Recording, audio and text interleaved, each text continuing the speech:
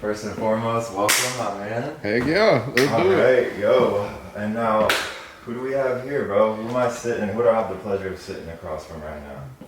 Myles Jackson. Myles Jackson. And this man right here, business, funding, financing extraordinaire. But tell me a little bit more about your experience and what you're doing today in this crazy AI-driven world. Yeah, all right. So I first got into, business, really doing consulting with my parents' business, and then started several family small businesses growing up. But then I met a mentor, got into commercial financing, and then started realizing that, okay, everybody's problem isn't necessarily needing loans and lines of credit. Okay, Some people just need business. Okay. Right. So started transforming more towards like a marketing type of firm, right? You don't always need a loan. If you need a loan, I can get it for you. But can we drive more business to you? Right. Okay. Well, we're also moving into a greater age of AI, helping people integrate it into their business. And we got a couple of crazy solutions that I found and actually helped design as well. Yeah, tell me about it. I mean, we got something here. I don't think I've ever seen before. Like, yeah. What do we like? What did you bring here to the studio today? This is kind of awesome. And first and foremost, you got the boots, the cowboy hat. Got it all. Go. Got it all, man. Okay. This is what we doing, man. Bringing the culture to the city. I'm a country boy at heart, so being up here in Atlanta, I don't like wearing suits. I don't like feeling like I gotta wear a suit. So I wear what I want, and this is normal for me. So. Right. And so we got what do we have here? Yeah, we have this. Yeah, this is the Pixel Pack.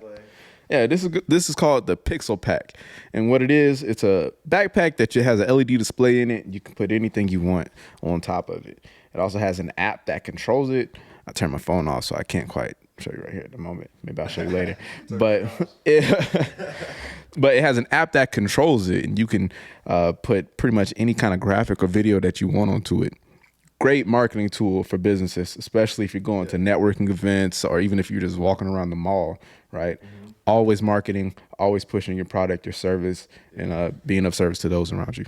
And so like just kind of like growing up, not everybody starts their own business, right? So yeah. What was the first moment where you're like, entrepreneurship might actually be for me? This might be something I can do, because a lot of people might have ideas and don't know how to get them out there or aren't willing to take the risk. So what made you like ready to take that risk to get yourself into this position where you could help people with their business and have your own business? Yeah, I would say doing what I'm doing now, I realized how blessed I was as a child, right? Because I always knew I was going to do this. Right. We've done nothing but family businesses since I was younger. I couldn't imagine doing anything else. Yep. Right. So I would say the moment that I knew that I wanted to do what I'm doing now was when my football career ended. Okay. Yeah. It was like a seamless transition of tore my Achilles, football started. Okay. Well, what now? Right. And this was how long ago? When was this? This was 2022. 2022. Okay. Wow. 2022, man. Whoa. It's 2025. Yeah, for real. Yeah, that just hit me. Yeah. The world has changed. Like, I remember ChatGPT first came out in 2022. Yeah. It just started getting used widely. Yeah. And now it's just everywhere, absolutely everywhere. Okay, so you're doing football, and then you have that background. You mentioned mentor, like a mentor. Like, how important was it for you to have that mentor who brought you into the industry and showed you the ropes? Could you speak to a little bit about what that means, for a young entrepreneur to have somebody to look up to? Yeah, man. I don't care how smart you are, how talented you are, how long you've done it. You should always have somebody that is pushing you and somebody that can instill more knowledge into what you're doing. So for me, getting a mentor honestly expedited what I'm doing probably by 20 years. Wow. All of my partners, everybody that I work with, is pretty much 45, 50 years old, because that's just the level that he kind of pushed me to, yep. I guess you could say, when I first got into the business. And I didn't know what I didn't know, right? Yep. And I didn't understand the value of what he was showing me until I was like, oh, I'm doing some crazy stuff until I started like putting it out into the world. So yeah, if you don't have a mentor, go find one. Um, Even if you feel like you're talented enough to do it by yourself. Yeah, and so once you get a mentor, like, you know, some people get the playbook, right? But Yeah. they still don't play the game. So Yeah. once you have a leader, like what was the next most important step for you to take your business to the next level? Yeah. After finding a mentor, it was really cutting all the fat out of my life. Seriously. Because if you find a mentor, it's because I think the power of a mentor is that they can take you somewhere you've never been, right? But with the people that are in your life at the moment, they haven't been there either, right? So as you're starting to elevate and get to that next level, you'll start to become misunderstood. This product is so good. The cat know, wants right? to know what's going on here. Listen, Kitty. All right, we know. Kitty, do you want to tell us about Pixel Pack? Tell them about it. You want to tell us about Pixel Tell them Pack? about it. Yeah. Oh, yeah? So, Okay. No, get out of here, Kitty. Get out of here. No, I'm serious. He came over here, was looking at this thing like, I never seen nothing like this. He's a cat, but he still has never seen anything. Okay, so we were talking a little bit about mentorship, and like cutting the fat out, just getting in there and doing it. But like, let's just get down straight into this. Like, what are we looking at here? Can I get one of these, please? Yes. How do I get Of one of these course. right now? Of course, you can get one of these. Shoulder. Yeah. Man, I consider this a new age marketing tool, right? I don't think you should always sell, but I think you should always spread awareness, Okay. right? This is one way that you can spread awareness about your brand. How many people do you walk past on a daily basis, right? You go to the airport, how many people do you walk past there? Marketing is all about numbers, right? And it's data driven. How many impressions can you get on whatever it is that you're marketing? How many people do you pass on a daily basis? That's who you're marketing to. Yeah, and so you were just telling me you were coming back from a conference you just went to. Yeah. What was that conference like? Where were you? Kind of what things did you learn? Whew, what things did I learn? It was called the Alamar Mastermind. It was down in Orlando, Florida, and it was a AI white label event where we all have our own white label CRMs, and we've custom designed them to our niches. Right, mine is commercial finance and consultancy, and it was really a bunch of marketers that were there. That was different for me. I'm usually around a bunch of finance guys, but then while I was there, they showed me a different side of business at a greater level.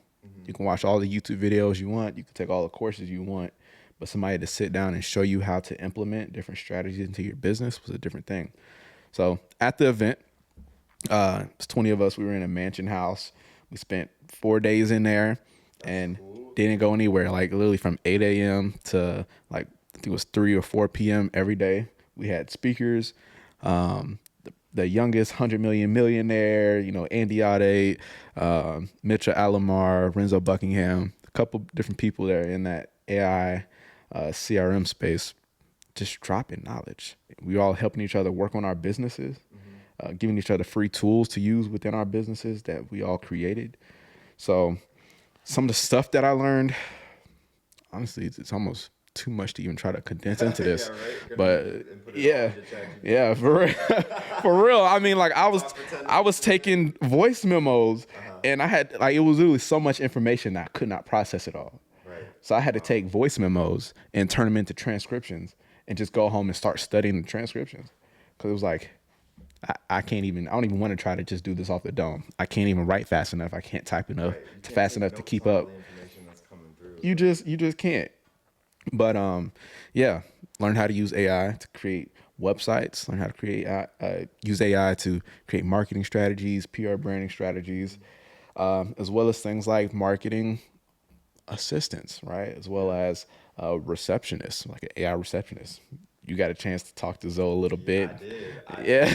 It was pretty mind blowing. Yeah. Holy, Man, my partner spent 300 hours designing that bot. That's amazing. Yeah. And when I say, yeah, we'll just have to show you. Like, we'll show them. Yeah, we'll show them. We can even call it up now and do one. I did one Free World Capital, but I didn't necessarily do one for the Free World show. Yeah. So that would be a really cool role play. Like you know, the craziest part about it, like from my perspective, usually you know you have a product and you pitch it, right, and you have some sort of presentation where you got a business idea or a product and Yeah. you're presenting it. This is like you call it, and the pitch for the product is the product itself. Exactly. And it interacts with you live. Like I don't think I've had an experience where I was just like, wow, like if you really did have inbound calls or people calling, and all inputs would equal the outputs. And I think that's one of the important things. I wanted to ask you a little bit more, just because AI is such like a general topic and a buzzword, Right. you know, and like if we're using AI to develop, you know, web marketing or email or building websites, like what specific tools within that artificial intelligence space, you know, are pushing technology forward, and then in your experience in there, like what specific tools might you be able to speak to that like these are the tools that are being used? It's not just the AI buzzword, right? Right. Like, there's specific things within AI and there's different niches. So what more specifics do you think you could share right now? Yeah. So what I would say is, who here has used Chat GBT? Okay. Right. Pretty much everybody at this point. If you haven't already, get with the program, because it's here and it's been used. Get with the program. But so what about if you had a custom GPT, right? That's designed for basically you word vomit into it. AI is used to sort information. Sort, gather, reproduce information. What if you had a custom GPT for one specific task, right?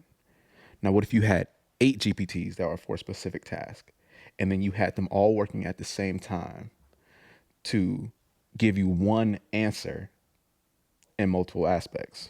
Okay, it's like multi-layered agent coming together. Exactly. It's like basically you take one person who goes to, like, you got the director who goes down to the manager, who goes down to the analyst, who goes down to the researcher, and all of those GPTs roll up. Exactly. Exactly. Like you have your own board of directors, right? Or your board of advisors for your company. Well, usually a problem arises. You ask the board has all their separate expertise, and then they implement it all into this one strategy and spit out one answer to whoever they're answering to.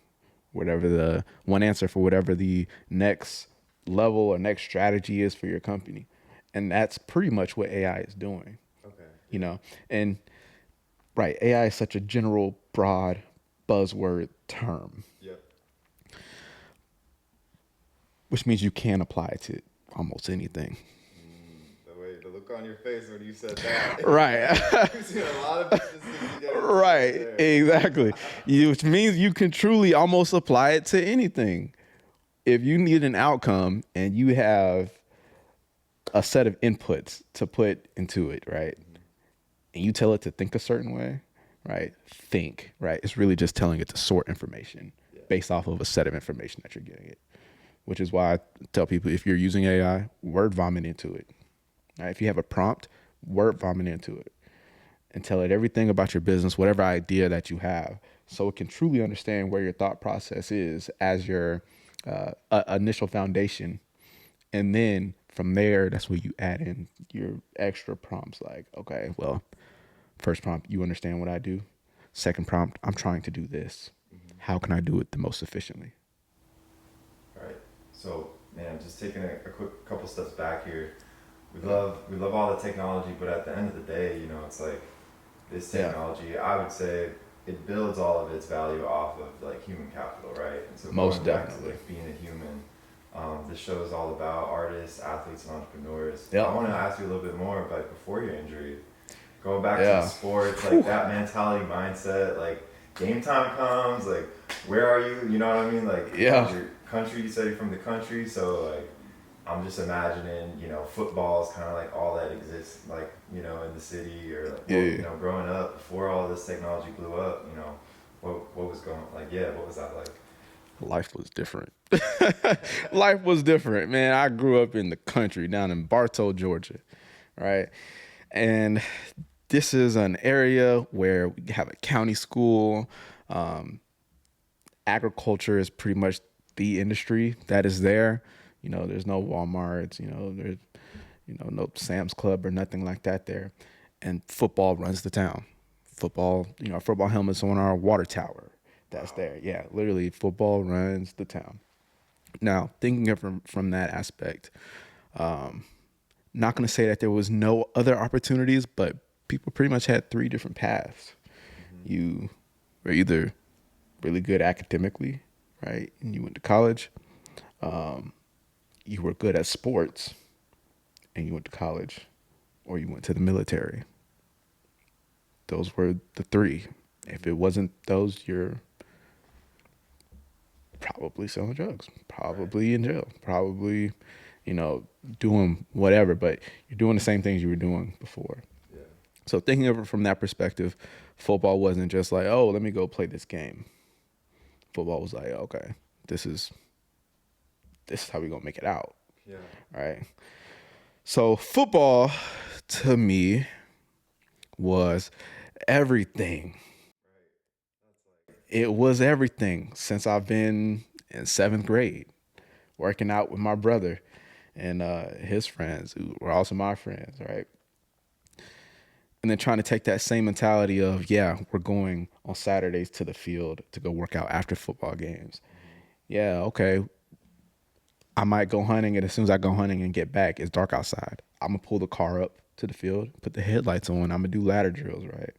So actually making it to college, on the collegiate level, it was a whole different ball game. Literally. Practice at 4:30 in the morning. That's wild. Right. Meetings at, 7 o'clock. Training or a rehab at 8. Classes from 8, 8:30, 9 o'clock to pretty much 3, 4. Then you had training again. Then you had meetings. Then you had a practice again. Then you had a study hall directly after, all 3 meals mandatory. Your whole day is pretty much just stacked for you for the highest level of productivity. All right. Now, it's not for everybody.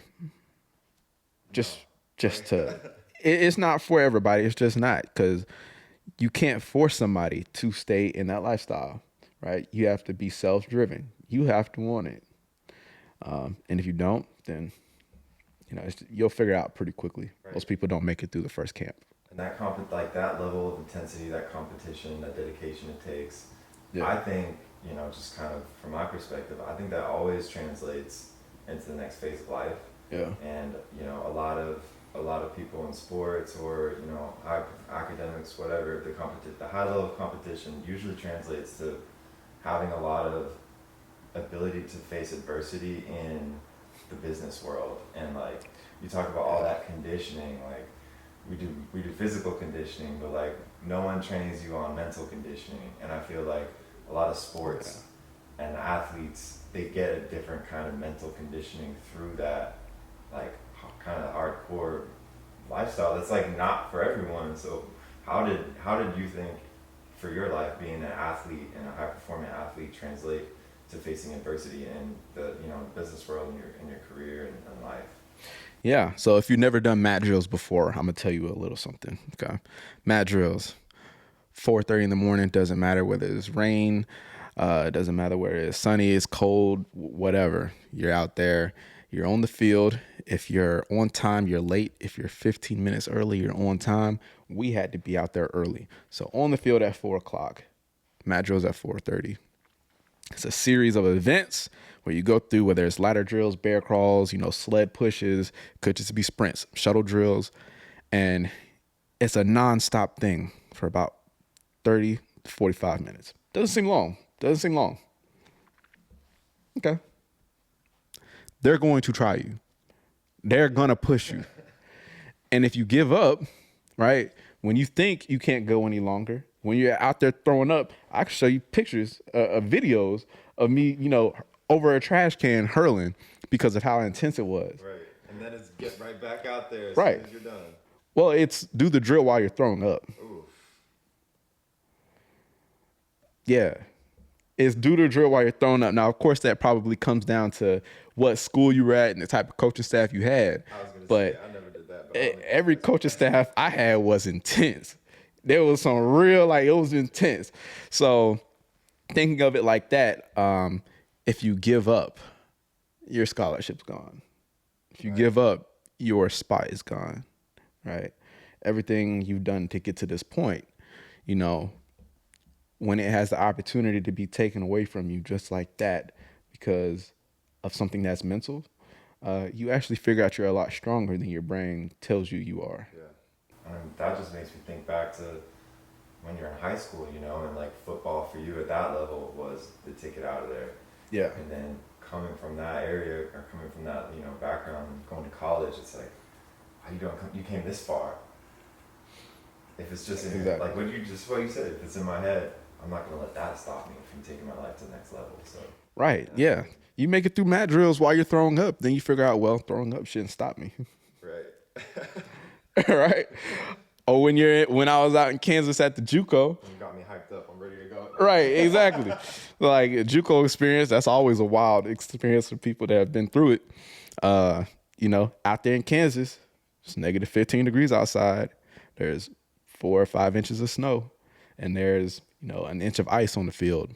Well, when you wake up and you see your coach out there with his truck with the snowplow on the front of it, scraping the field and pushing the ice over, and you're about to go run sprints on an inch of ice, but then he tells you, "Oh yeah, well don't show up.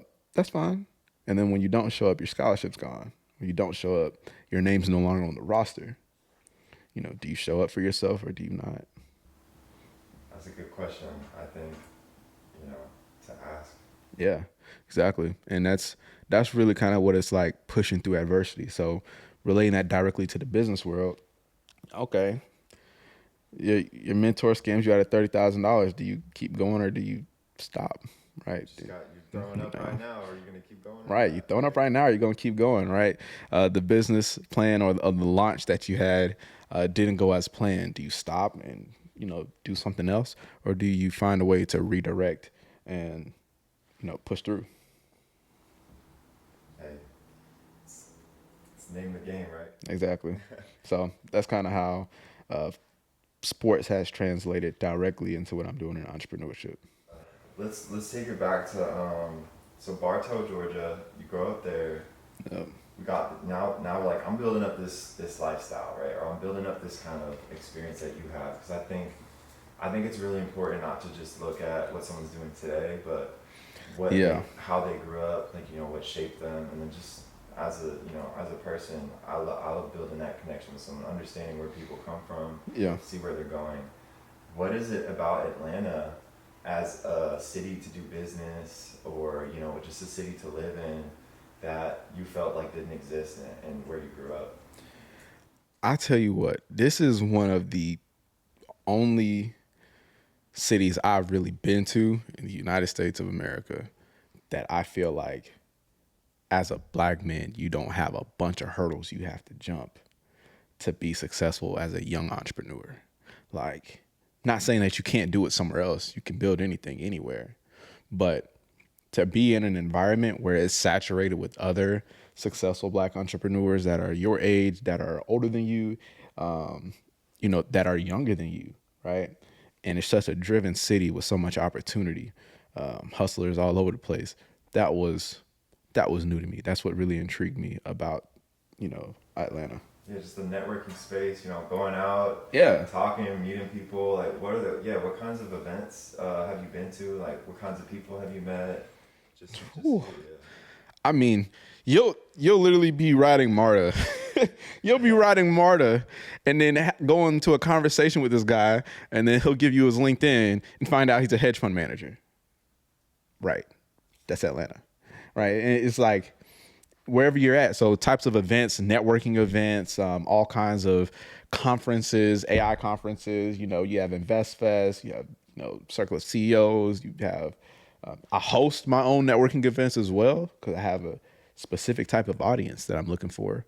So, you know, really there's stuff always going on in the city. Kind of, what's your event for the networking stuff? Like, what is that? So I host funding specific events, and I pride on helping people that are not qualified get qualified for funding.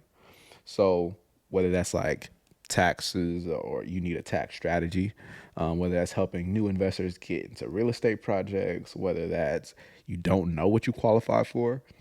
I host these events where we have accountants there that can, go over your tax strategy with you.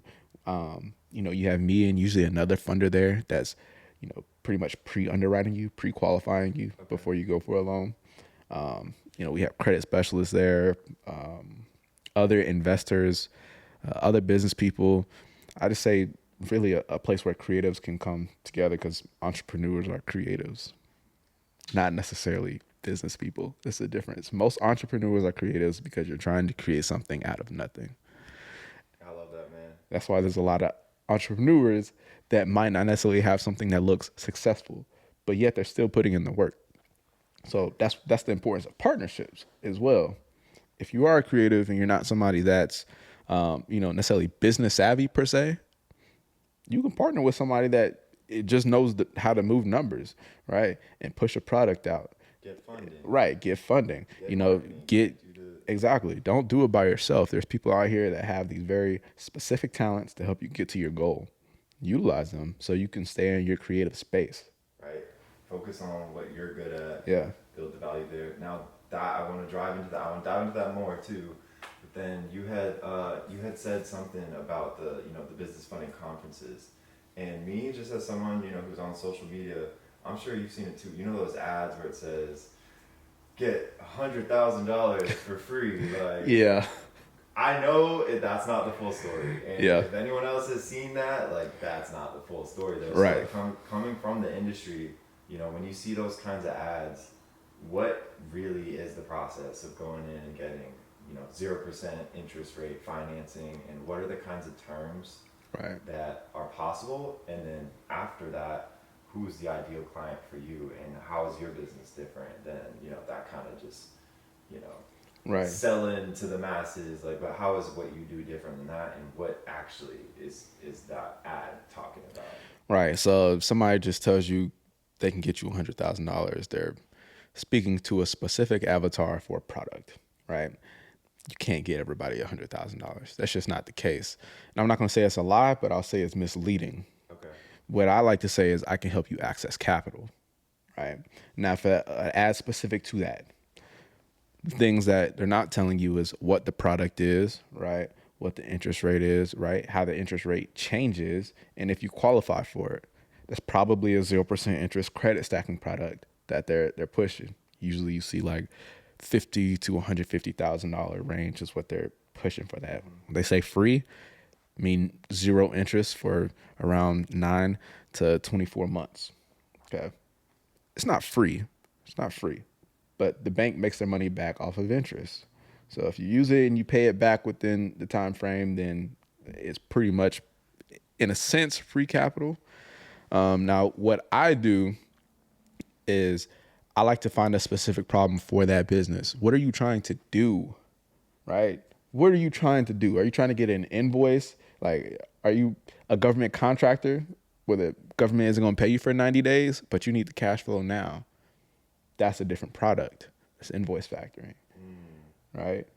Are you a startup that just needs money to float for a little while so you can get some marketing going, right? So you can get your initial, that would be good for like a 0% interest product. Are you an established business that's trying to get some working capital so you can scale or maybe hire some employees, get some new equipment, purchase a new building? SBA is a great product for that. So it depends on what you're trying to do, and understanding that each funding product has a different avatar or ideal client. Okay, so that's what you mean by avatar. Their demographic, business line type of, what product they're selling, cash flow. Exactly. How many employees, how long they've been in business. Right. So like for a 0% interest product, the avatar would be usually at least 3 months in business, 680 minimum credit score, and then that's, an established business. Right. That's how easy it is to qualify per se for that product. Now, what can make you a better candidate for that product is to have a 750 credit score, 800 credit score, your credit profile, you have good comparables, which are basically credit cards that already have high limits that the bank can use to say, well, he's already managed this type of debt before, things like 200 that. years. Or the avatar for an SBA product, 2 years in business, strong cash flow, more of a cash flow based lender. So Right. Okay. That's. I feel like that's valuable information because yeah, not everybody will see that ad and understand that there's an interest rate on the back end after that initial period expires. yeah, And so I want to dive a little bit more into your ideal client, like as a business owner, on the business funding credit side. What kinds of clients are you not going to take on, and what is your avatar for the people that you're looking to work with and fund and do business with? yeah. My avatar, I'm not going to say startups per se, but I'm going to say people that are looking to build something. If you have an EIN and a dream, there is a funding product out there that you can use, but you might not necessarily always need funding, and that's why I said EIN and a dream. Okay. That's why I added marketing to what I'm doing as well. Because Right. I don't want to get you a loan or a line of credit if you don't have a proven concept to your business. That's a setup for bankruptcy. And I pride on not putting people into that position. I work for the customer. I don't work for the bank. Exactly. What's going on Exactly. right now? Exactly. I don't work for the bank. I don't push loans for the bank. I work for the customer. I want to put you in the best position to scale. So my ideal client is somebody with an EIN and a dream. Now for funding, I'm looking for people that are at least 2 years in business, 5K in monthly revenue. And if you have that, then we have solutions for you. Okay. Now, I love that you said an EIN and a dream, right? Yeah. And a lot of people will be like, I have this dream, but I don't have the capital to go out there and do it. And they think that they need money to get started. But I think that proactive and pragmatic approach of marketing as the tool Yeah. to kind of drive that forward. At what point? I mean, like maybe this is more so business consulting, but Yeah. let's just say someone has a business, but they don't formally, make it an entity. Mm-hmm. Do you think it's necessary to create an LLC before you start a business or selling a product, or do you think the first step to starting a business is getting the entity formed? Like, what's your take on order of operations for starting your business versus starting just selling products or whatever? Yeah, prove your concept first. Prove your concept that you have something people want and that you can do it at a high level. You can go start an LLC, cool, but you're gonna have to pay annual filing fees for that, right? Mm-hmm. You're gonna have to file taxes for that, right? And it's all these other expenses. But if you don't have a proven concept, then it means nothing. Mm-hmm. So yeah, I would say start with a proof of concept. Then you can go get an LLC, right? Make sure your personal credit is set up right. People think they can just go get business funding just because they have an entity, right? Or I can build business credit and I don't have to worry about my personal credit. If you don't have business history, if you don't have strong tax returns, or you're not, trying to bank off a debt service type of product, then they're going to use your personal credit. Right. That's all they have to underwrite. That's all they have to underwrite you. Like, and even with business credit, they're still going to look at your personal credit. Right. I mean, like you go to a job, right, and you apply to be a VP of finance, and they ask you for your resume. Like, Right. Exactly. I worked at Burger King. And you go get some. Exactly. They're gonna be like, oh, okay, cool, next. Thanks, right? Yeah, it's the same thing with business. Yeah. Like, there's a process. Okay. Now, I know you asked me what type of client do I not take on, Yes. right? Yes. The type of client I don't take on is somebody that has 30 different collections on their credit report and things like that, right? There's credit repair. You can always, there's strategies you can use to fix your credit. However, credit is still, I think, a good identifier of how you manage your finances. Mm-hmm. If you have a slip up or something like that, COVID hit, maybe you had, an accident and you have a couple of collections on your report, maybe a charge off or something like that, some late payments, then, that can just be life. But I would consider it a bad habit if that's something you're consistently doing. I know, right? It's crazy, ain't it? Man, here she comes again. And then the other type of client that I don't take is those that are just looking to get rich quick. Yeah. Simple as that. It doesn't work like that. If you're just trying to get rich quick, you won't last long.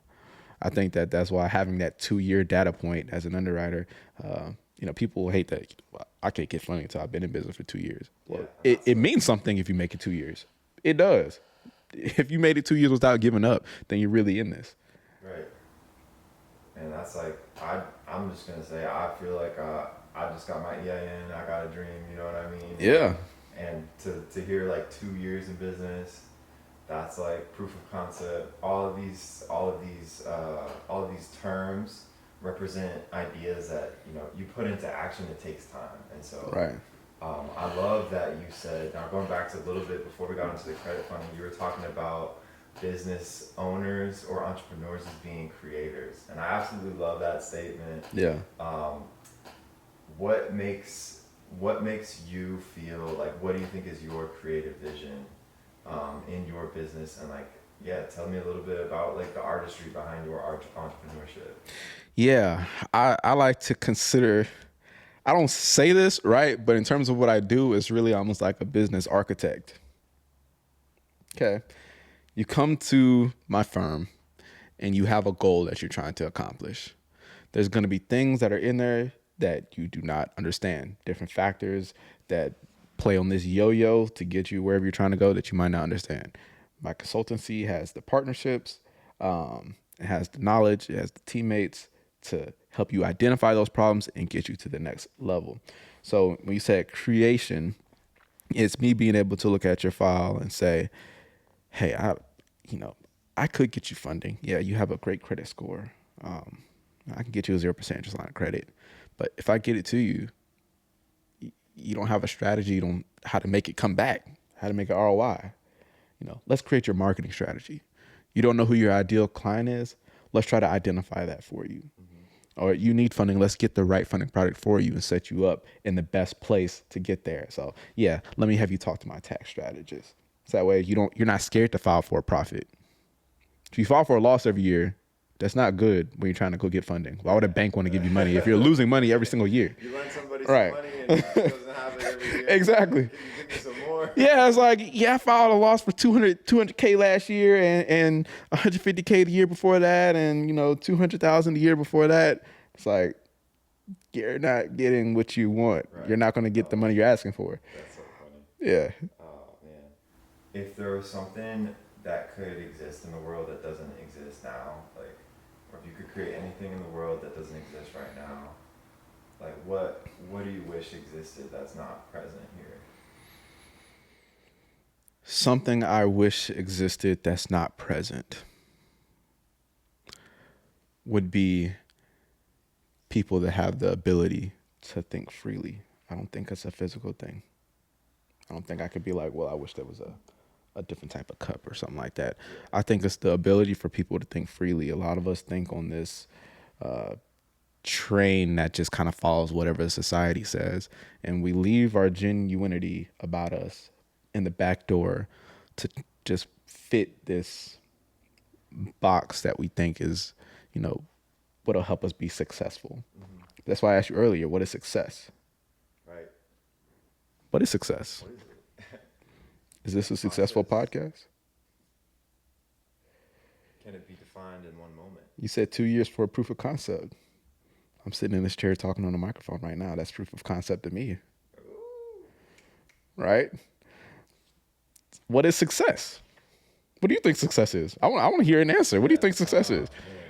This is always, I feel like success is a process.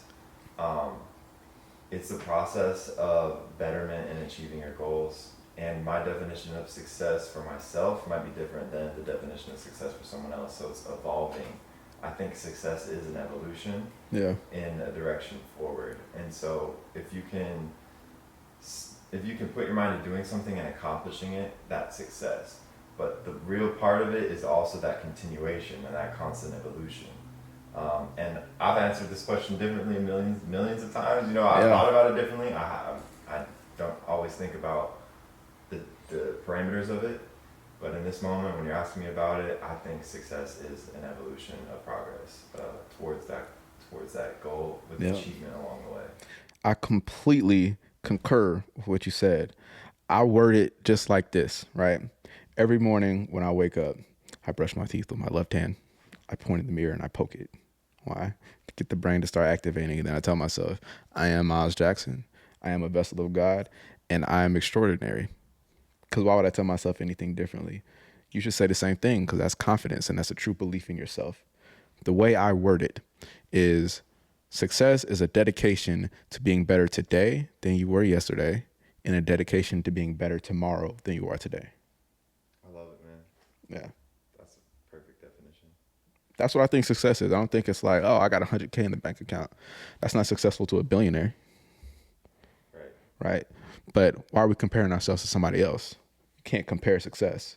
You can compare yourself to, your drive and what you say you're going to do. But that's why I say better today than yesterday, better tomorrow than today, but not necessarily better than John down the street. Right. Yeah. John is not a concept in my success. John can have 100K in his bank account and be battling suicide every day. And we didn't get a chance to get into mental health and stuff. Yeah. I think we might have to charge the battery real quick, though. Yeah, for sure. Charge our batteries. For real. Yeah. Back to it. Hey, do it. Let's get it. You've never seen a show like this. She looks pretty comfortable. I don't know if she's gonna get up. Oh, I hope she stayed. Back. You're back. You asked me a great question while the camera was charging. Is fire alive? And I don't want to take credit for it, so you just go ahead and ask me that question. I'll clip that part. Yeah. Is fire living? Something I think we should all ask ourselves is fire living? Understanding that Earth is an ecosystem and it interacts with each other in a certain way, and everything goes through this concept of birth, life, and death. Mm-hmm. Is fire living? When you think about it, I remember learning in school, water is an element, right? They say plants are living. They say, animals are living, and then bacteria is the smallest form of life. But we don't talk about elements and energy as being alive. We don't talk about them as living beings. But right. Is fire alive? Sit there and think about it for you sit there and ponder it, and you spend all that time in nature and see the way things are. Yeah. I was telling him a little bit about how just growing up in the country for real, you experience nature on a different level, especially as an outdoorsman. You're hunting, you're fishing, you're camping, you live in the woods, literally in the woods. No, you can't see your neighbors or anything like that. And you get this firsthand experience of waking up in the mornings and seeing deer, go to the pond in your front yard. And you get to see the coyotes chasing the rabbits, the foxes chasing the rabbits, the chickens trying to escape from chicken snakes, right? And then you hear people say certain things like, well, I would never eat a raccoon. Why would I eat a raccoon? It's like, well, of course, in the city. I mean, see raccoons out there in the country? Yeah, depending on how deep in the trenches you are, yeah. Depending on how deep out in the country you are for real. It's kind of part of the culture, right? Raccoon? Yeah. What does it taste like? It tastes like, I don't know, it tastes like raccoon. I don't, you know what I mean? And it's me and my friend Jaden, we grew up as hunting buddies. Every hunter knows a good hunting buddy is a lifelong friend for real. And he's also, me and him grew up playing sports together and everything. And being out there and actually experiencing nature and seeing how we fit into the ecosystem, right? It gives you this different understanding of how we used to hunt raccoons, and you see raccoons in their natural environment. They eat berries, nuts, seeds, things like that. Little small fish. They're not eating trash like how they are in the cities. So they're healthy creatures. They're very healthy creatures. They're also very lean meats. Same thing as rabbits. Rabbit is a very lean meat. Same thing as deer, very lean meat.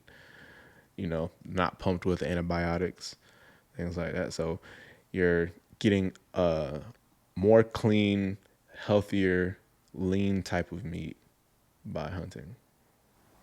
And it's not like the stigmas around eating certain animals. Like people will go eat McDonald's, they're not Right. they're not gonna complain about how bad that Right. preservative filled. Like they're gonna. I'm just talking about myself. I'm like a raccoon, eat a raccoon. Like Right. when you really think about it, like if you're a product of your environment, most of the food we eat is not as healthy as any rodent in the forest. Right. Exactly. Even like squirrels, they eat acorns, right? They're not like around here eating, whatever they can find out of a McDonald's bag or something like that. Yeah, we eat some pretty crazy, you can consider crazy things out there. What'd you Tried say? alligator, tried snake. Okay, what is snake like? Is it Snake. Does it have a lot of meat in it? It's not like a thick meat, but it tastes like chicken. Try rattlesnake. Yeah, Fried rattlesnake. it kind of tastes like chicken a little bit. That don't sound too bad. A little fried Yeah. rattlesnake sauce with some hot spicy mayo. Yep. Like, For real, that actually sounds about like you fry up a rattlesnake and eat it with like a chipotle mayo. Yep.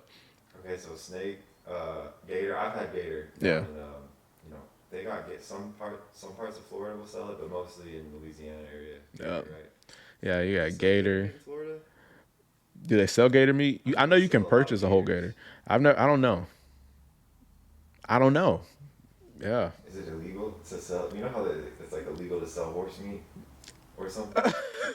Is that true? What? Bro, like I mean, probably, yeah. some scandal that happened where like horse Oh. meat got into like Wendy's. Like Wendy's, yeah, I remember that. And I didn't eat Wendy's for years after seeing that. On the news, I was like, yeah, I'm not going there no more. The Baconator's amazing, but I don't know if I wanted to be. Baconator Secretariat. Right, exactly. Okay, so that's maybe it's not illegal, but like I don't know. I'd asked someone this question like, wouldn't you think horse meat would be more healthy than cow meat? But I did research. It's about the quality of the meat. It's not about the animal. Cow meat's pretty healthy. Yeah, exactly. It's about the quality of the animal and how they were raised, what they ate. A lot of what you're going to get out of the store, probably eating hay their whole, since they've been, calves all the way to full-grown cows. Now, okay, just a quick question on the elements. Do you have a favorite one? Earth, wind, fire? I love fire. I love fire. Fire. Water is amazing as well. Seeing that everything kind of requires water. But fire, I think, is probably the most amazing because a lot of people look at it as like destruction, right? But it's really kind of like a nurturer. Okay? I know that sounds crazy, but what does fire do when you burn a forest floor? If you've never known it, people do prescribed burns where you burn the forest floor, you burn all the little small shrubs, all the grass, all the pine needles that are on there. And what that does is clear the area for new growth, right? When you're planting different things and you use compost, you can throw ashes in compost. It makes it, more fertile. Thinking of it like that, yeah. Clears the dead away. So Exactly. that it's not sucked. Like if there's a dying tree or something, it just regenerates. Exactly. Yeah, and cleansing. People, burn sage or whatever. Yep. Everything you said. What do you think? What adjective would you use to describe fire personally? Would you say cleansing is your favorite way to describe it, or is there another word you might use? I think cleansing would be a good word. Yeah. Because, that's what it's doing. It's clearing area for new growth. Man, that's when I think about like technology. You think about the Industrial Revolution was a product of the steam engine. You think about like the agricultural moving from hunter-gatherers to civilizations, it was fire. Right. And the world we're in right now, what's the new fire? It's technology. It's got to be technology. Yeah, for sure. For sure. It's like changing the world right in front of our eyes, even from the first .com area, right? To be a .commer was, really the first people to see it like that. And then now seeing how it sits in AI, a lot of people are reluctant to it and resistant to it. And I understand that because it's something new. Every time there's something new out, there's going to be people that don't understand it. They're not going to be comfortable with it. And who knows how it'll shape the future, right? Who really knows? It's happening so rapidly. But one thing that must happen is you can adapt or get left. Yeah. Literally look, I've heard it from several people. I've heard it from my mother, heard it from my coaches, heard it from, different mentors. Get with the program or get left. This is what it is. Doesn't matter what you think is going to happen. This is where we are at. You should adapt and move with it. Yeah. I'm thinking when you say that, like we were just before we broke for a second ago, we were talking about like mental health. I'm thinking a lot of people, how technology is affecting their mental health from social media, but then going back, like looping that all in, like, yeah, I know it's an important topic. Yeah. And I think it's not discussed a lot amongst, business owners, entrepreneurs, creatives. It's something I think, what would you say about how you've been able to incorporate awareness into your business and your life? Yeah. When it comes to mental health, I literally, one of the first things I do, even with a client, right? I handle my clients the same way I try to handle myself. It's because people understand. There are people that understand, and you're going to feel like nobody does, right? Your experience is unique to you. There are other people that have had unique experiences as well, so you're not alone, okay? So I try to bring that principle with my clients because, if you're needing money, there are some people that are drowning. There are some people that are drowning. You've had a business for 30 years. Your grandfather started it, passed it down to your father. Your father, kept it running, profitable. Now it's handed to you and it's failing.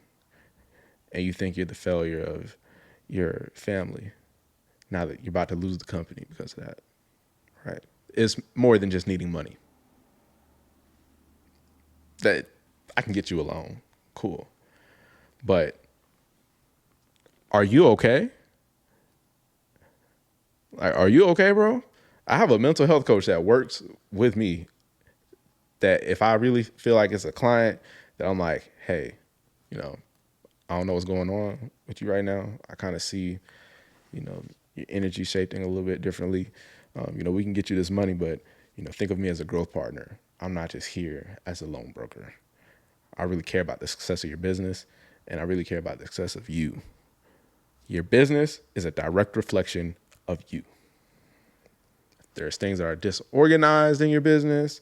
If everything seems like it's going to shit, if everything seems like, whatever that might be, okay, forget you even own a business for the moment and just live one day as a regular person who doesn't own a business.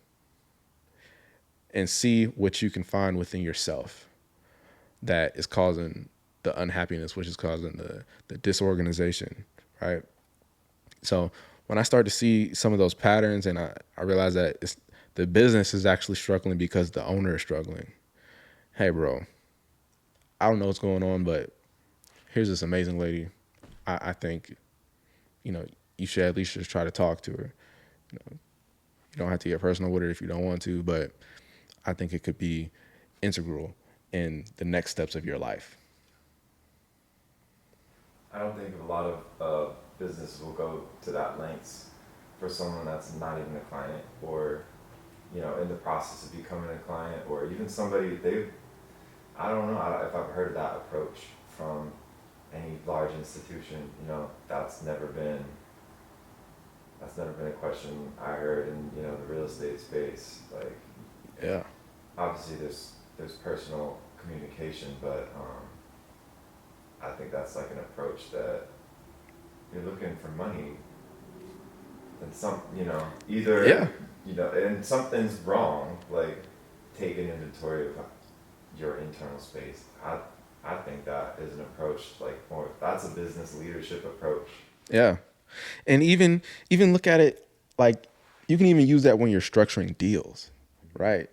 Aside from the personal side of it, right? I like to approach it from the personal side because, like I said, I don't work for the bank. If I want to work for the bank, I'd go work for the bank. You'd see me with Chase on my shirt or whatever, you know. I work for the customer. So seeing it from that approach, all right, it's a merger and acquisition that's going on. And how to actually structure that into a deal. It's this guy that's, 70 years old, and he's trying to sell his accounting firm, but he doesn't want to retire. He doesn't know what else to do with his time. All he's done his whole life is work, right? And it's this new guy that's been in the accounting industry for, maybe 6, 7, 8 years, but he's wanting to start his own firm, but he doesn't know anything about business. How do you facilitate that acquisition to make sure that the business doesn't fail? Well, the guy, he doesn't want to just hand his baby that he's built his whole life over to some newbie who might drown it. He wants to show him the ropes. But normally when you think acquisition, you just think like, oh, straight transfer ship, straight transaction here to here, and it's gone. Poof, I'm done with it. It's out of my hands. You can do it like that, right? If you build the right systems and structures.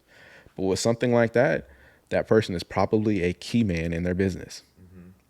And that matters because when the key man is gone, everything else can shatter. Well, let's put a seller's note in there to where the business owner, he still works in there for, 4 or 5, 6, however long more years.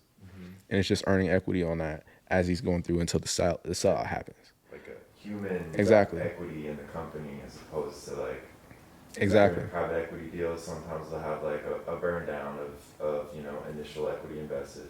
That's human capital, keeping that company alive. Right. And Exactly. like I don't know if I've heard I know I've heard of creative financing, but that concept of maintaining key personnel in sometimes it'll be like, you get to keep the business, but we'll own the company now. But like the personal transfer, that's a really interesting topic. Yeah. And like even what that does. So we just heard what that does for the owner, right? He gets to make sure his baby doesn't drown. He gets to keep working and feel comfortable that the new owner who he's been training for the next 8 years can now become either the new key man or be an even better, train him to be a better CEO and say, hey, maybe we should build better systems and structures within our business so that way it's not so dependent upon the key man. Right? Right. That's even a higher valuation for your business.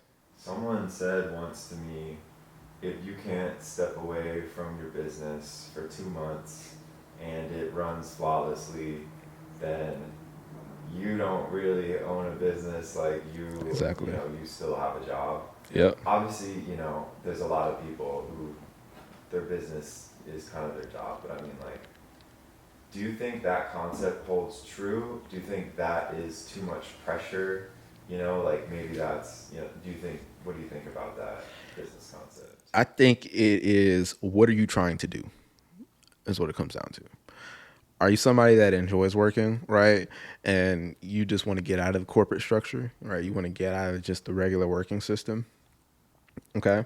Well, you don't necessarily, like, you don't plan on really having an exit, right? Then okay. That is I do agree. If you can't step away from your business, you wouldn't have a transferable business, right? In the sense of that. But you're still running a business. It's making and generating money. Yeah. So I wouldn't even take that as like a personal hit or anything like that. Yeah, I'm saying a business is a business. It's even punitive at that because you think about a real estate agent. Like, if you stop showing houses for 2 months, does that mean you're not a real estate agent? I mean, like, right, exactly. I feel like the lifestyle, the dedication, like you can't just, like, if you just quit living life for 2 months, are you still a human? You know what I mean? Like, right. You're still a human, but like, exactly. I don't think that phrase should be like a metric of success. If you're talking about financial freedom and business is your vehicle through that, I think that makes a lot more sense. Right. I'm just asking you the question. It's just something I heard. Like, I wouldn't consider that to say it doesn't invalidate any business owners, you know. Right. The business depends on them. That doesn't make it any less of a business, in my opinion, either. I agree. As I said that out loud, I was like, that's just something they teach you in those like selling things, and like get you to hustle super hard so that you can sell other people to do your shit for you. It's a marketing strategy. That's like an MLM tactic to get make it to the top of the pyramid. Like. Exactly. And now that's not to take away from saying that like building systems and structures within your business isn't valuable, right? But at the same time, that doesn't define whether you're a business or not. Right. At all. Right. So you can run a business and you're the only person within it. Right. Most people do. Solopreneurship is more now where you know, if you're employing technology to do the job for you, you know, maybe that becomes more attainable as we head forward into the future and business owners come together and find ways to network and like build the best systems. Like maybe that's the world we're entering now, where that's more possible for more people. I'm about to tell you something that might blow your mind. Okay. If you're not familiar with it already, what you just said is very possible. It's already possible, right? One operator with an AI automated CRM built with a system of workflows that will book appointments, that will transfer them to the right places in your pipeline, that will send the documents you need within your business, that will schedule your social media management all the way out, that you can have your website in, that you can take payments in, right? That exists. I implement that into my clients' businesses. Okay, well, book appointments. Don't you need somebody to do lead generation for that? What if they, do you need sales calls? Well, what about, you talk to Zoe. Zoe can book appointments. I was thinking, what if we just Zoe will pre-qualify you for a loan. called it up right now? Let's give Zoe a call.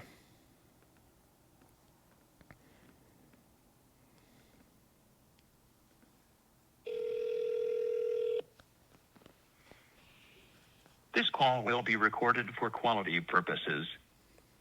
Hey, I'm Zoe. Today, I'll demonstrate how I can act as a customized voice AI agent for your business. First, I'll ask a few questions about your business. Ready to start? Yeah. You want to talk to it? You can keep it there, but I'll say the Free World Show is a business name, and we'll just you can keep it going. Okay. Great. Let's get started. May I have your name, please? Yeah. My name is Myles Jackson. Thank you, Myles. Before we dive in, I'd love to personalize this experience for you. What's the best email to send you a recap of this demo and any details you might need afterward? info@jacksonsbfc.com. Got it. Thanks. What's the name of your business? The Free World Show.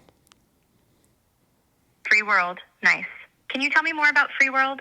For example, what industry are you in and who are your primary customers? Media, entertainment, primary customers are going to be consumers, artists, athletes, entrepreneurs, and everybody. That's a diverse audience. What types of customer interactions do you handle most often? For instance, booking appointments, answering inquiries, or managing support issues.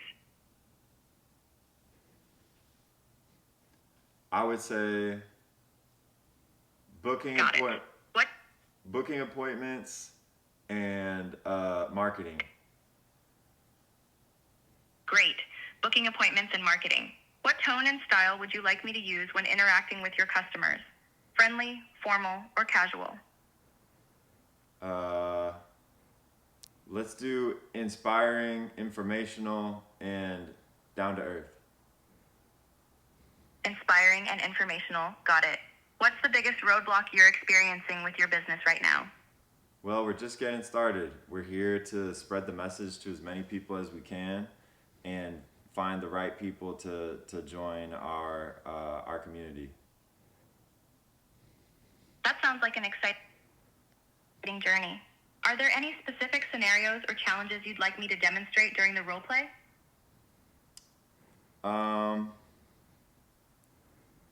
Yeah, let's say booking appointments. Perfect. Thank you for sharing all that. Based on what you've told me about Free World, I'll now act as your voice AI assistant. This will show you how I'd interact with your customers. Let's begin. I'll act like a customer. Hello, and thank you for calling Free World. This is your voice AI assistant. How can I help you today? Hey, I was trying to get on the Free World show, but I couldn't really find out how to do that. I found this number on your website. So how do I get on there? I'd be happy to help you with that. Are you looking to book an appointment or join our community in a different way?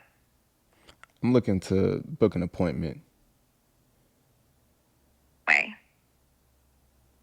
Great. May I know the date and time you're looking for?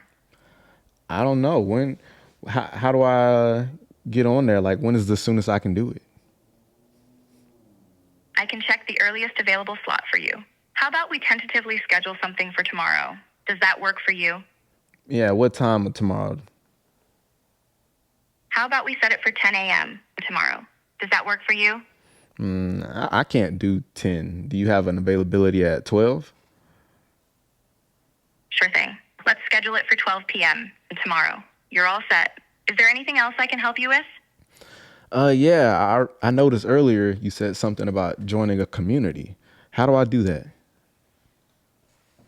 Joining our community is easy. You can sign up through our website where you'll find a section dedicated to new members.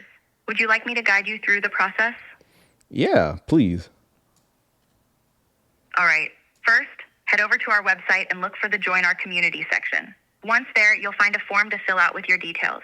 After submitting it, you'll receive a confirmation email with all the next steps. Let me know if you need any more help. Is it possible for you to send the link to my phone? I can't send links directly, but you can easily find it on our website under the Join Our Community section. If you have any trouble, feel free to reach out again. Is there anything else I can assist you with? Nah, I think that's all. Thank you. You're welcome. Before we wrap up, let's talk about how AI can help your business. What stood out to you the most during our demo? I think I loved how conversational you were.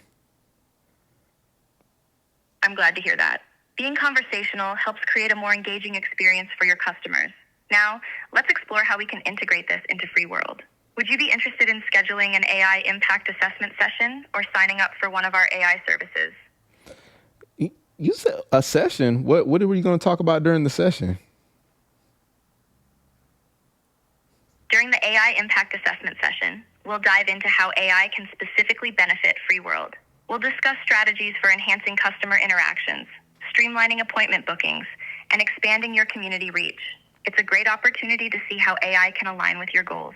Would you like to schedule one? Yeah, I want to schedule one.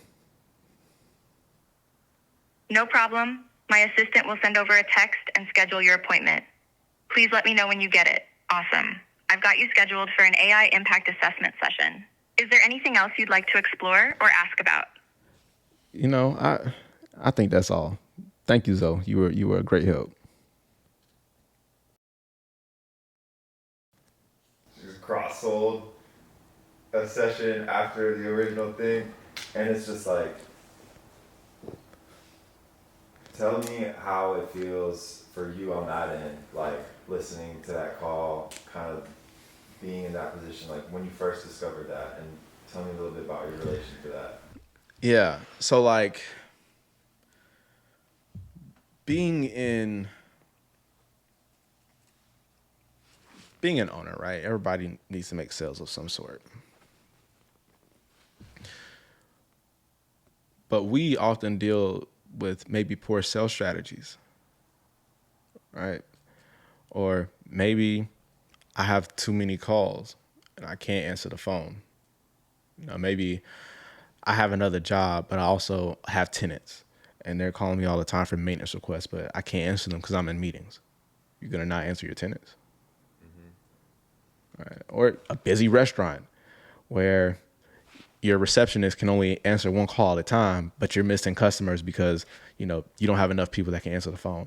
So when you look at it like that, that's really solving problems for business owners, because that bot can take on 200 calls at one time. Right. Yeah, you can use it for so many like positive purposes as well. Yeah. And then with it being so early, like this is what I love the most about it, right?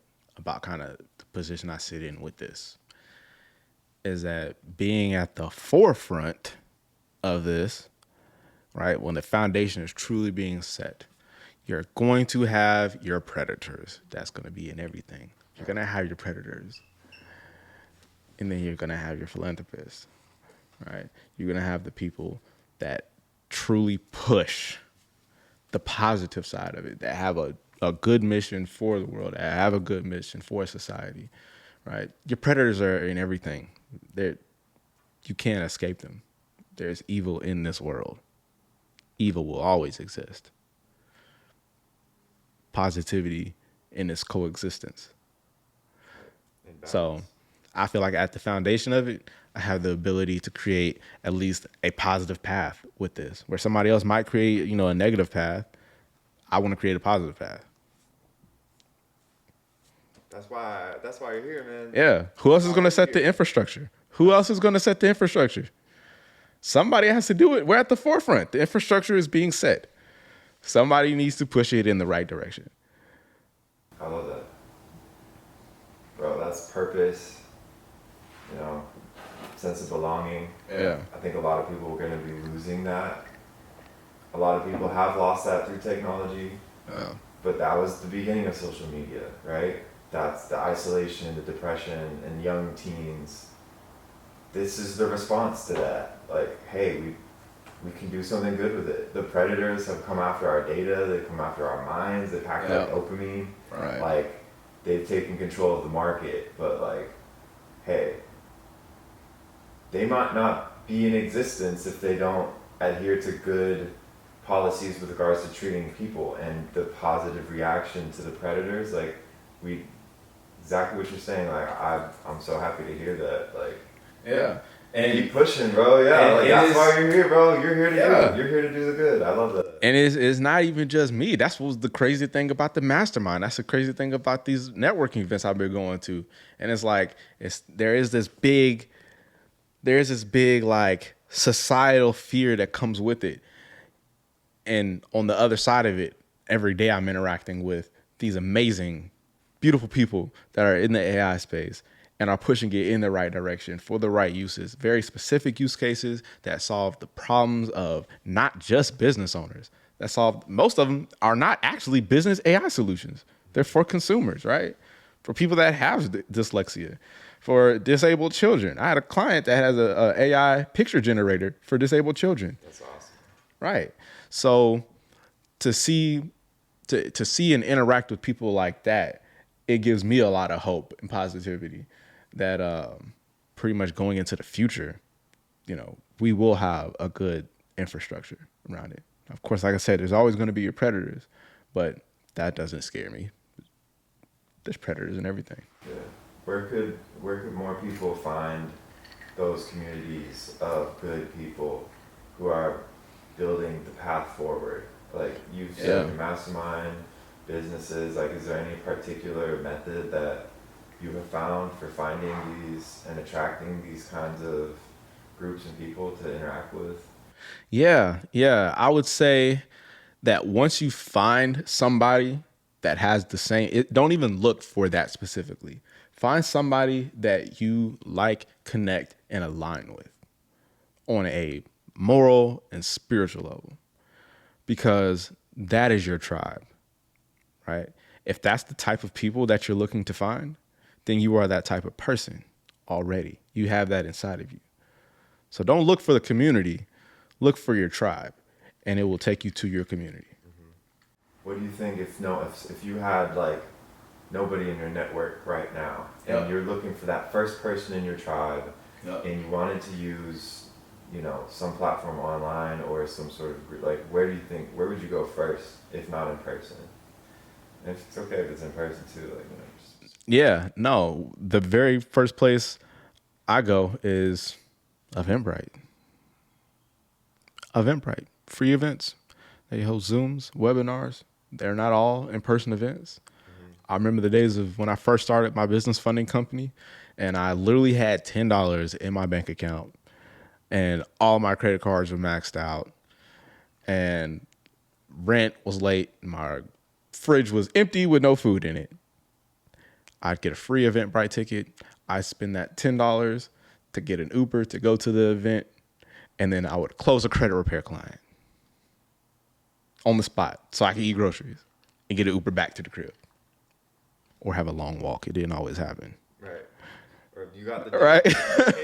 Right. You know what I mean? Exactly. I'm gonna have to be hungry for a few days. Right. I remember like thinking that marketing wasn't important, right? And that, you know, that clients would just come to me, right? And it didn't happen like that, to be honest with you. Like I might find a client, you know, at a networking event or something and only one. I'm like, well, I'm just gonna work on this one and do the best I can on that one. Well, there's multiple factors in that outside of you can cause that one deal to go bad.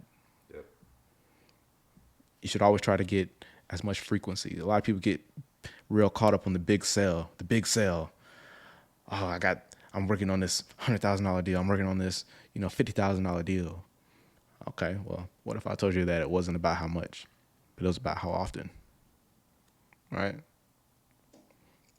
I had a mentor tell me that, and that really like threw me for a loop. I was like, oh, okay. So increase frequency, increase impressions, right? Okay. So yeah, if you're looking for that, you know, I would say go to an Eventbrite. You know, that's a specific event that a certain community is looking for. That event has their avatar. Not even a sponsorship for them, or even it's just Right. They didn't even, you know what I mean? Like They're free. I met you indirectly through Eventbrite. That's what I'm saying. Yeah. Exactly. Like, and look at us. We're sitting here having a free world show. I literally sat next to this man, and I was like, I don't know, man. He's got some crazy energy. I don't know who this man is. He says he's in the commercial real estate. I'm in funding. You know, he's asking some great questions at this Eventbrite. I mean, at this event. Mm-hmm. I'm like, we're both had a mental wealth panel. Mm-hmm. And then, I don't know, we just connected. I saved your number. Yep. Next thing you know, it's like, boom, that's how you meet your tribe. Yeah. That's how I met my tribe. Right? For real. I actually went to an Eventbrite event. I met somebody else. That's crazy. Gonna have to have her on the show. She invites me to an event she's hosting. Boom. We meet. You interact. I ask a question. He's like sitting there right next to me, basically. Yeah. You know? And he's like, yo, like, that was the question I was gonna ask. Like, I was wondering the same thing. Like, yep. Let's connect. Like, boom. That's just so crazy. And then a couple months later, I was just like, let me call Shota. Yeah, right. I had this deal. I was literally just. This might be something. I literally just stopped. I was like, I was sliding through my contacts. Right. And then I was like, he was an interesting guy. Let me call Shota. Heck yeah. But that's literally, I find it crazy. I just said Eventbrite. Right. And we met through an Eventbrite. And it was like literally that was how it happened. And the city of Atlanta, great city to do it, but they have events everywhere. They've got everywhere. Everything, like tickets to shows. You know, yeah. Sometimes you buy them, but like the business expos. Yep. I feel like anything you're into. Anything you're into, like if there is a hobby you have, I mean, I don't care if it's the Build Blinds Club, you know, there are people that build blinds. That's your community. Mm-hmm. That's what y'all like to do. That's your community. Yeah. And if you can't find what you're trying to do, post a free Eventbrite. Right. Because there's probably somebody else that's looking for that. And even if it's one person, that's all it takes. You ever done that before? I held my first, literally that's why I held my first networking event was through Eventbrite. Bro, what was it called? It was called the Manifest Mixer. And I had held it with some partners that I had from the job I was working. I was working as a server and I was still running the funding company. I was like running to the back in the locker room, taking phone calls with clients and then running back out with the tray, serving sweet tea and pizzas at a dark place. And we all just had this idea called the Manifest Mixer, and literally, just like wanted to be a funding event. We wanted entrepreneurs that were looking to do vision boards and learn business information. I was like, okay. We had people that ran the vision board side, and then I definitely ran like the finance side.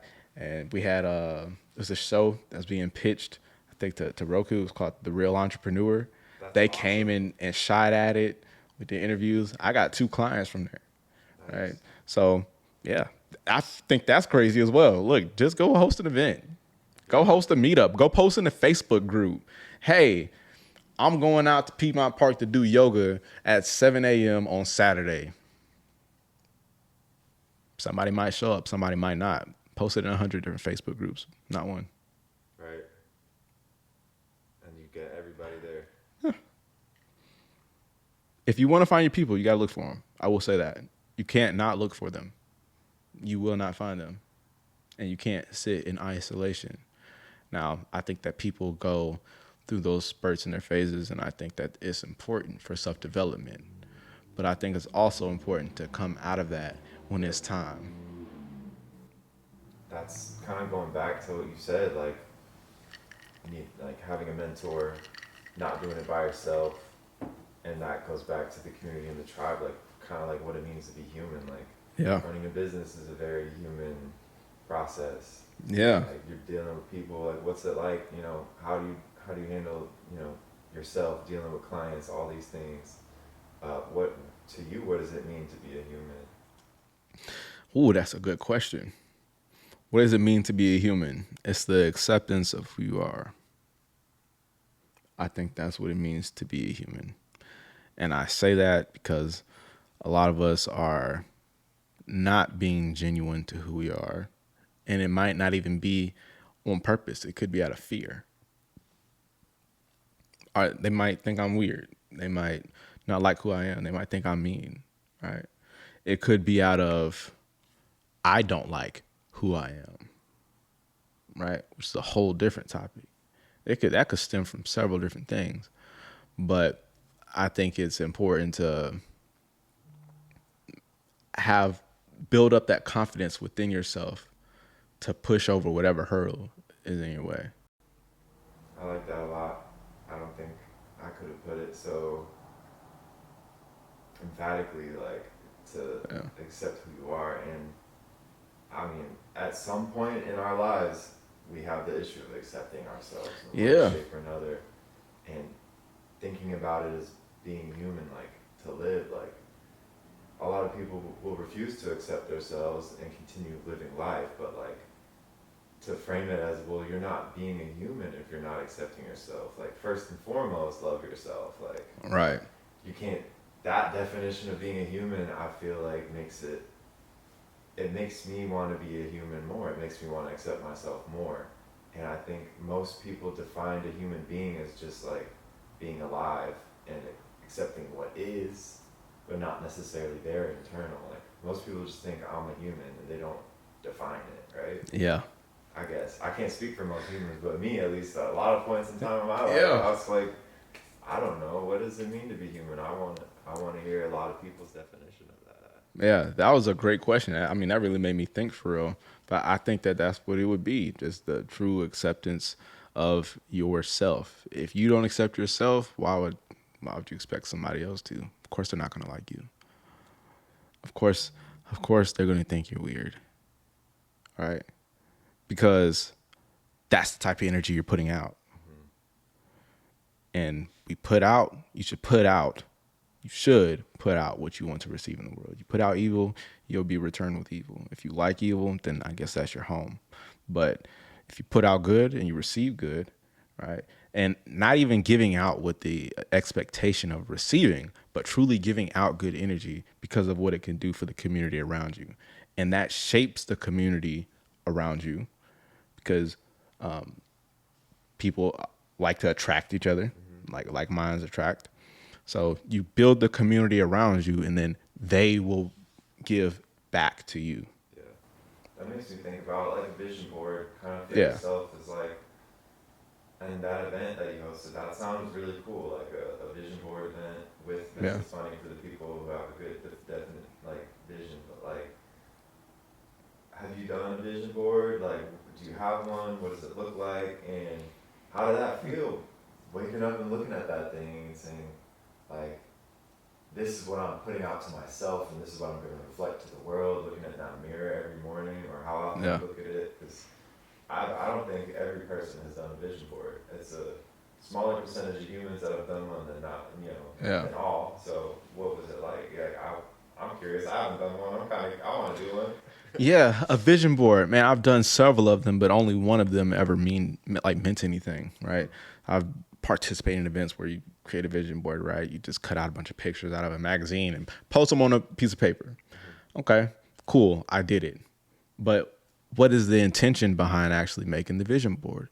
Is it true vision? Is it setting the foundation? Every day we have the opportunity to set our foundation. Every day, every single day. Like, I can't even like push that enough. So creating the vision board is the first step to creating the foundation for yourself. And as far as what it looks like, it doesn't even have to be pictures. It can be words. It can be a Scrabble. You could do a voice memo into ChatGPT and tell it all the goals that you have for the future and just say, hey, can you label these different goals for me, 1 through 100, and just stack it like that in a diagram and copy and paste that into a Google Doc and print it and post it on your mirror. That's a vision board. Is it not? I think it's Right. A vision board, I think, is just it's a board that allows you to post or paste or see your future. And it's constantly changing. That's the other thing about the vision board, is it's not just a one and done type of thing. We're constantly evolving. Our lives are constantly changing. Our visions are constantly changing. So you add and you subtract to that vision board as well. That's like translating what is the purpose of the vision board Right. into that's what you should create, right? Right. The manifestation, that's why it was called a manifestation mixer. It's because, like, I mean, don't get caught up in the word or the thing. Like, don't get caught up in the word, you need a morning routine. It's like, Right. get understanding that this creates progress, right? Or this helps you bring your vision to life. And I think vision board is a sexy concept too. Yeah. It's cool, it's creative. Yeah. It's like, if you're an artistic person, not so much just like, focus on, like, you're a dreamer. Right. Vision board appeals highly. But if you are analytical, straight to the point kind of person, punctual, a list of things you need to do that you look at every day is just as effective. Right. So either way, it's creating the abundance and creating that reflection that you share. Yeah. That's like valid points too, because I was getting like hyped up on vision boards, and you're like, it doesn't even have to be. It doesn't have to be. It should be anything. Like, really. Yeah. I for real think that it could be anything. Yeah. A book could be your vision board. A book. A book. Yeah. Speaking of books, you been reading any books lately? I have not been reading like I want to. I really have not. And I've just been so consumed in trying to build kind of this business that's taking so much of my time that I haven't created the time to open one up. Right. But I will. I'm gonna say you've been Now. reading a lot of your clients' books. Yeah, I mean, for real. Tax returns, bank statements. Yeah, you be reading a lot of books. Just Nah, for real. Published, what I mean. Not novels. I'm not Cookbooks, cooked books. You're not getting funny, dog. Books cooked, bro. Right. I need to Crazy. But yeah, man, all types of shit. Not real shit. Man. Shout out to the people that didn't make it. Right. For real. Go swing a golf club or something. Shit. Man. They'll know it. They'll never even know what that means. No, they fucking. That's great. Man, that was so funny. Shit, bro. I feel like that's a great point for us Yeah. to like leave a final message for today. Yeah. I love what you said. What'd you say about every day being like, we were talking about the vision board and you said something about like every day being a chance for you. Oh yeah. Every day is an opportunity for you to create a foundation. A foundation. Yeah. That's right. Every single day, because like you have a foundation, you have things that get built on top of it, right? But when the house falls down, do you build another one, or you just live on a concrete slab? Right. Every day, even when your house falls down, right? Even when you just do not feel good that day, even when you lose your job, your girlfriend dumps you, even if your parents kick you out of the house, even if you're sleeping in your car, even if you're doing all these different things, every day is an opportunity to do something different, which goes right back to be better today than you were yesterday, and be better tomorrow than you were today. Even if 100% today is less than 100% tomorrow, give 100% every single day. You talk about the rule 80-20, right? I don't think there's such thing as 80-20. I think there's giving 100% every day. And if you show up less one day, having that forgiveness and showing up 100% the next day. Right. There's no 80-20 when it comes to yourself. There's no 80-20 when it comes to yourself. Do not negotiate being less than the best version of yourself. I love that. Yeah. No Pareto principle when it comes to your personal. Just No. 100%. Why are you negotiating with yourself? Anything less than 100 is blatant disrespect to who you are. That's great. Yeah, I love that, bro. I just want to say thank you so much. Yeah. For coming here today. For sure. Thanks for having me, man. I enjoyed this. Bro, This was fun. I want to have multiple AI conversations. This is like a good, speaking of creating foundations, Yeah. I feel like this is a great foundation for having a discussion around being a human. What is AI going to do to us? Yeah. Nature, business, creation, implementing, integrating everything together. Like, be the good person out there in the world. Like, we can all sit at home and be cynical. So easy to scroll online and just look at trash and stuff that, like, the predator content created by predators, essentially, Right. who are trying to steal our mind and life energy. And you're like a foundation, I feel like, of a representation of the tribe that I just want to see more of in the world, man. Like, more people like you that go out there and think about their clients first, love themselves first, accept themselves, share their knowledge with the world, like, on a mission to carry out their purpose of doing good and leading the path forward. Like, I want to say you're a great example of a human being, a leader, and I can't wait to see the rest of your journey, bro. This has been this has been an amazing time here and just getting to know you, bro. So. Heck yeah, I really appreciate that. If y'all want to know amazing in person, show the Shit. For real. Show to change my life. He don't even know it. So heck yeah. Awesome, bro. Great show. Well, shit, welcome to the free world, y'all.